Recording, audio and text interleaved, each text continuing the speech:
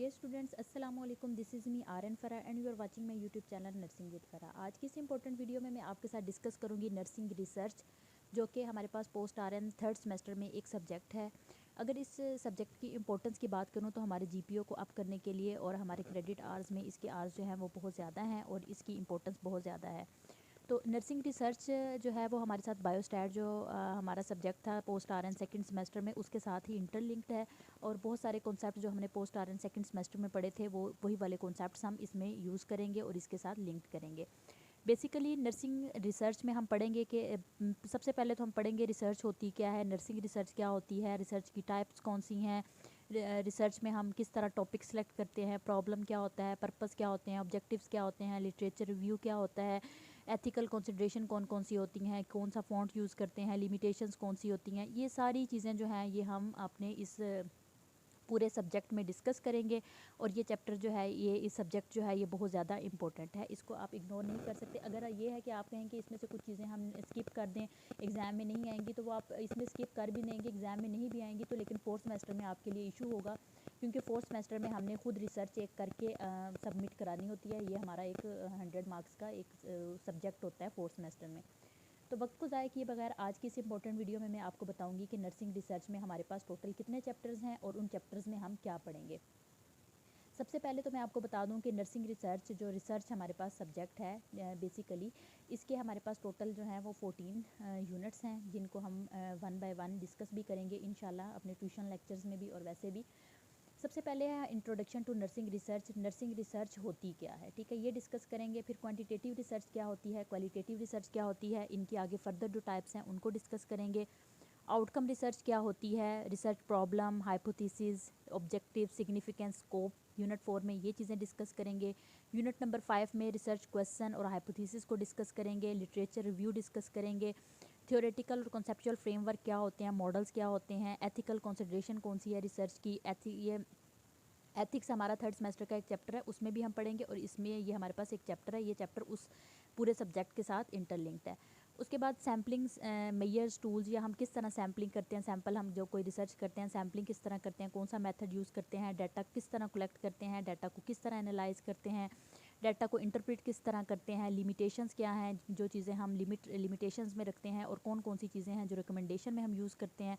Research topic को हम किस तरह से सिलेक्ट करते हैं कि हमने ये अपना रिसर्च का टॉपिक बनाना है, और रिसर्च प्रपोजल हम किस तरह भेजते हैं। ये सारी चीज़ें बहुत ज़्यादा इंपॉर्टेंट हैं, इसका पेपर भी इन्हीं में से बना होता है। और ये सारे चैप्टर मोस्ट इंपॉर्टेंट हैं, जिस तरह के बायोस्टैट के चैप्टर्स बहुत ज़्यादा इंपॉर्टेंट थे। तो आगे हम बढ़ते हैं, टोटल 14 चैप्टर हैं। चैप्टर नंबर 1 जो है हमारा नर्सिंग रिसर्च है, इंट्रोडक्शन टू नर्सिंग रिसर्च है। नर्सिंग रिसर्च में हमारे पास ये अकॉर्डिंग टू कैरिकुलम मैं आपको समझा रही हूँ ताकि आपको ईजी हो। कैरिकुलम में जो चीज़ें हैं वही पेपर में आती होती हैं, ठीक है। सबसे पहले है कि नर्सिंग रिसर्च क्या होती है, ये चीज़ें हम डिस्कस करेंगे। उसके बाद जी different ways of knowing, tradition क्या होता है, authority, borrowing, trial and error, institution, ठीक है।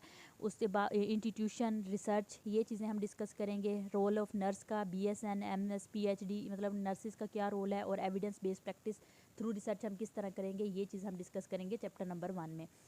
उसके बाद हमारे पास यूनिट नंबर 2 है, इंट्रोडक्शन टू क्वांटिटेटिव और क्वालिटेटिव रिसर्च। हम डिस्कस करेंगे क्वांटिटेटिव रिसर्च क्या है, क्वालिटेटिव रिसर्च क्या है, इन दोनों की डेफिनेशन हम पढ़ेंगे। फिर डिफरेंशिएट करेंगे क्वांटिटेटिव और क्वालिटेटिव रिसर्च में क्या फ़र्क है। उसके बाद हम डिफरेंट मेथड, अप्रोचेज, टाइप्स, हम क्वांटिटेटिव की भी पढ़ेंगे। हमें पता है कि जो क्वांटिटेटिव है उसकी डिस्क्रिप्टिव, कोरिलेशन, काज़ाई, एक्सपेरिमेंटल और एक्सपेरिमेंटल, आगे हम इनकी डिटेल भी पढ़ेंगे। उसके बाद जो मेथड हम डिस्कस करेंगे, जिस तरह क्वांटिटेटिव के हमने पढ़े हैं क्वालिटेटिव के भी पढ़ेंगे। हमें पता है क्वालिटेटिव में हमारे पास फिनोमिनोलॉजिकल आता है, उसके बाद ये ग्राउंडेड थ्योरी आती है, एथनोग्राफिकल आती है और हिस्टोरिकल आती है। उसके बाद डिफरेंट मेथडोलॉजीज क्वांटिटेटिव और क्वालिटेटिव रिसर्च के पढ़ेंगे। उसके बाद आउटकम रिसर्च है चैप्टर नंबर 3 हमारा, उसमें हम पढ़ेंगे एक डिफरेंट टर्म्स जो हैं रिलेटेड टू आउटकम रिसर्च, उसको डिस्कस करेंगे। कौन कौन सी बायास होती हैं आउटकम रिसर्च की, और उनका डोनाबेडियन थ्योरी के साथ हम कंपेयर करेंगे। डोनाबेडियन थ्योरी जो है ये बहुत ज़्यादा इंपॉर्टेंट है, इसमें से MCQ ज़रूर आते होते हैं। उसके बाद मेथड और अप्रोचेस और टाइप्स पढ़ेंगे आउटकम थ्योरी की, ये भी बहुत ज़्यादा इंपॉर्टेंट है। मेथडोलॉजीज़ क्या हैं आउटकम रिसर्च की, इनको हम डिस्कस करेंगे। चैप्टर नंबर 4 में हम क्या पढ़ेंगे कि रिसर्च प्रॉब्लम क्या होता है, identify the interest of area, आपका इंटरेस्ट किस में है, प्रॉब्लम स्टेटमेंट क्या होती है, रिसर्च पर्पस क्या होते हैं, रिसर्च के ऑब्जेक्टिव्स किस तरह लिखते हैं, सिग्निफिकेंस और स्कोप क्या है रिसर्च का, और हम सिग्निफिकेंस और स्कोप में डिफ्रेंशिएट करेंगे। चैप्टर नंबर 5 जो है वो हमारा रिसर्च क्वेश्चन और रिसर्च हाइपोथेसिस है। उसमें हम क्या डिस्कस करेंगे कि identify the study and formulate the research question और हाइपोथेसिस रिसर्च क्वेश्चन, इन चीज़ों के हम किस तरह आंसर करेंगे और किस तरह हम फॉर्मुलेट करेंगे रिसर्च हाइपोथेसिस को, नल हाइपोथेसिस और अल्टरनेटिव हाइपोथेसिस को हम किस तरह बनाएंगे और किस तरह उनको प्रूव करेंगे। उस दूसरा हम ये करेंगे कि explore and select the appropriate statistical measure, कि हम कौन कौन से मेजर्स को यूज़ करेंगे कि जो हमारे पास हाइपोथेसिस बना है उसको प्रूव करने के लिए, ठीक है, और टेस्टिंग हाइपोथेसिस के लिए। उसके बाद हम डिस्कस करेंगे कि सिलेक्टेड स्टेटिस्टिकल टेस्ट, हम कौन सा स्टेटिस्टिकल टेस्ट अप्लाई करेंगे और for the testing question and hypothesis statistical manner, मतलब जो हाइपोथेसिस है उसको स्टेटिस्टिकल मैनर में टेस्ट करने के लिए हम कौन सा मेथड यूज़ करेंगे, कौन सा टेस्ट यूज़ करेंगे। उसके बाद हम करेंगे कि infer and select statistical test choose for testing question and मतलब कि वही वाली बात है कि हम कौन सा टेस्ट यूज़ करेंगे, ये वाली चीज़ हम डिस्कस करेंगे। उसके बाद हमारे पास यूनिट नंबर 4 है जो है लिटरेचर व्यू और सिंथेसिस। लिटरेचर व्यू मतलब हम प्रीवियस जो सारी हो चुकी होती हैं रिसर्च उनको डिस्कस करेंगे। लिटरेचर व्यू होता क्या है इसको डिस्कस करेंगे हम लोग। उसके बाद हम डिस्कस करेंगे कि थ्योरेटिकल और एम्पेरिकल लिटरेचर जो है उनके वो और उनके रिसोर्सेज को हम डिस्कस करेंगे, आइडेंटिफाई करेंगे। और लिटरेचर रिव्यू में जो है हम डिफरेंट डाटा बायस और मतलब जो जो डाटा हम लेते हैं उनको हम किस तरह से यूज़ करते हैं, ये चीज़ें हम डिस्कस करेंगे चैप्टर नंबर 4 में। और साथ में हम ये भी करेंगे कि हम लिटरेचर रिव्यू को किस तरह से बनाते हैं, उसमें ट्रेडिशनल और हायरार्किकल लेवल ऑफ एविडेंस को हम किस तरह से उसको पुट करते हैं।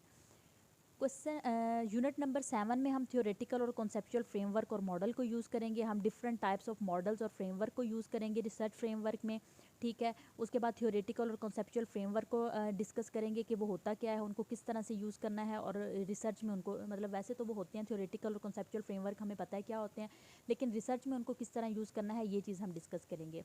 उसके बाद हम डिफ्रेंशिएट करेंगे थ्योरेटिकल और कॉन्सेप्चुअल फ्रेमवर्क एंड मॉडल के। जो थ्योरेटिकल फ्रेमवर्क होते हैं और मॉडल होते हैं उनमें और जो कॉन्सेप्चुअल होते हैं इनमें क्या फ़र्क है, इस चीज़ को डिस्कस करेंगे। उसके बाद थ्योरेटिकल फ्रेमवर्क जो पार्टिकुलर रिसर्च में या स्टडी में किस तरह से यूज़ करना है, उसके बाद कॉन्सेप्चुअल मॉडल और फ्रेमवर्क जो best suit for particular research study के लिए है, इसको हम डिस्कस करेंगे। यूनिट नंबर 8 में एथिकल कंसिडरेशन इन रिसर्च को डिस्कस करेंगे, जिसमें हम करेंगे कि एथिक्स इन रिसर्च होता क्या है। एमसीक्यूज़ के लिए बहुत ज़्यादा इसमें से एमसीक्यूज़ बहुत ज़्यादा आते होते हैं यूनिट नंबर 7 में से। हिस्ट्री को डिस्कस करेंगे। उसके बाद एथिकल प्रिंसिपल्स को यूज़ करेंगे हेलेंस हेसनकी और रिसर्च कोड ऑफ एथिक्स में, कि ये जो है ना किस तरह से ये चीज़ें इन्होंने हेलसिंकी ने और रिसर्च कोड ऑफ रिसर्च इसके डिफरेंट हैं, डिफरेंट जो साइंटिस्ट थे उनके साथ जो जो मसले आए थे उसके बेस पे ये जो है उसको हम डिस्कस करेंगे। उसके बाद हेलसिंकी जो है ये इंपॉर्टेंट है, हम स्लाइड्स में भी डिस्कस करेंगे इंशाल्लाह। उसके बाद हम डिस्कस करेंगे कि different types of inform consent, verbal, written, individual and institutional consent most important है, ये डिस्कस करेंगे हम। उसके बाद हम produce a meaningful inform consent किस तरह का होता है उसको डिस्कस करेंगे। एथिकल कंसिडरेशन इन रिसर्च क्यों इंपॉर्टेंट है और किस तरह इसका क्या रोल है, इस चीज़ को हम डिस्कस करेंगे। एमसीक्यूज पॉइंट ऑफ व्यू से बहुत ज़्यादा इंपॉर्टेंट है ये chapter. Sample measurement and tools and instrument के सैम्पल हम किस तरह लेंगे, पॉपुलेशन सैम्पल क्या होता है, सैम्पलिंग क्या होती है, इनकी डेफिनेशन मोस्ट इंपॉर्टेंट है। उसके बाद हम sample according to particular type of research उस किस तरह से सिलेक्ट करेंगे, ठीक है।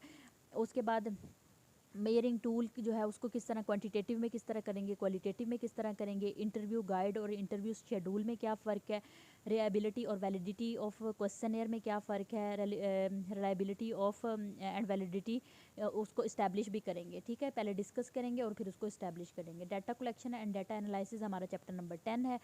इसमें हम करेंगे कि डाटा कलेक्शन को वेरियस वे में हम किस तरह से कलेक्ट करते हैं, ठीक है, और टाइप ऑफ डाटा कौन कौन सी हैं, उनके डिफरेंट वेरियस मेथड्स को यूज़ करेंगे और उनको पढ़ेंगे, और डाटा कलेक्शन किस तरह करते हैं उनको करेंगे।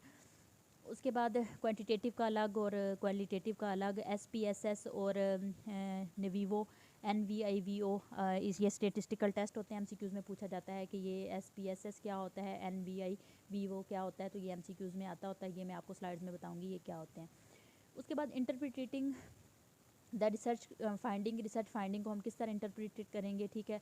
यूनिट नंबर 11 है ये हमारा। इसमें हम मीन इंटरप्रिटेशन और मतलब किस तरह डिस्प्ले करेंगे डाटा को, बाई चार्ट स्पोर्ट मैप या different inference through inferential test and their interpretation.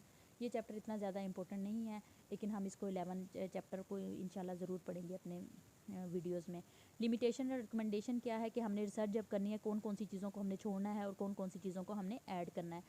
Theoretical और मैथोडेटिकल प्रोसीजर्स हम डिस्कस करेंगे लिमिटेशन के, और साथ में हम importance and study of recommendation के लिमिटेशंस को भी डिस्कस करेंगे और रिकमेंडेशन को भी डिस्कस करेंगे इंटरनेशनल लेवल पे। उसके बाद जो हमारे पास यूनिट नंबर 13 है वो है सिलेक्टिंग द रिसर्च टॉपिक। जो हमारा टॉपिक होगा रिसर्च का उसको हमने किस तरह से सिलेक्ट करना है, रिसर्च टॉपिक को प्रॉब्लम स्टेटमेंट के साथ हमने किस तरह से सिलेक्ट करना है और उसको उसका नर्सिंग के साथ क्या ताल्लुक़ होगा, टाइटल क्या होता है, मेथडोलॉजीज़ क्या होती हैं, फ्यूचर प्लान ऑफ स्टडी क्या होती हैं, स्कोप क्या होता है, सिग्निफिकेंस, ये सारी चीज़ें हम इस चैप्टर में डिस्कस करेंगे। चैप्टर नंबर 14 में हम राइटिंग रिसर्च प्रपोजल के, हम जो जब रिसर्च करते हैं उससे पहले हम प्रपोजल भेजते हैं, प्रपोजल के बाद हम अपनी रिसर्च करते हैं। तो प्रपोजल किस तरह से लिखना है इस चैप्टर में हम कंप्लीट गाइडलाइन जो है वो राइटिंग फॉर प्रपोजल के लिए ये चीज़ें हम डिस्कस करेंगे। तो चैप्टर नंबर 14 ये हमारा कंप्लीट हो गया। उसके बाद जो है ना ये गाइडलाइन फॉर असेसिंग क्रिटिक जो है ये भी इंपॉर्टेंट है। ये भी मैं आपको बताऊंगी कि इसको हमने किस तरह से करना है। अभी जो 2023 टू 2022 में क्रिटिक पे बहुत ज़्यादा क्वेश्चंस आए हुए थे, ये मैं आपको अपनी स्लाइड्स में और ट्यूशन लेक्चर्स में ज़रूर बताऊंगी ताकि आपको इजीली सारी चीज़ों की समझ आ जाए। तो ये पाकिस्तान नर्सिंग कौंसल का जो हम उन्होंने हमें पोस्ट आरएन का जो दिया हुआ है सिलेबस, ये उसकी बेस पे है, ठीक है। इसी में से पेपर आता होता है और आप कोई भी हम आपका सब्जेक्ट हो उसका जो करिकुलम से ज़रूर देखें कि उसमें कौन कौन से टॉपिक्स हैं, उन टॉपिक्स को ज़रूर कवर करें ताकि आपका पेपर जो है ईजी हो। तो आई होप ये वीडियो आपके लिए बेनिफिशियल साबित हुई होगी, और अगर आपको इस वीडियो से थोड़ा सा भी फ़ायदा हुआ है तो एक प्यारा सा कमेंट ज़रूर कीजिएगा, मेरी वीडियो को लाइक करें, मेरे चैनल को सब्सक्राइब करें और इस वीडियो को दोस्तों के साथ ज़रूर शेयर करें। अगर नेक्स्ट आप किसी भी जो सब्जेक्ट है उसका आप कैरिकुलम जानना चाहते हैं, उस पर वीडियो बनवाना चाहते हैं तो मुझे कमेंट सेक्शन में ज़रूर बताइएगा। अपना ख्याल रखिए, अपनों से ज़्यादा दूसरों का ख्याल रखते हैं। मिलते हैं नेक्स्ट वीडियो में, तब तक के लिए अल्लाह हाफिज़।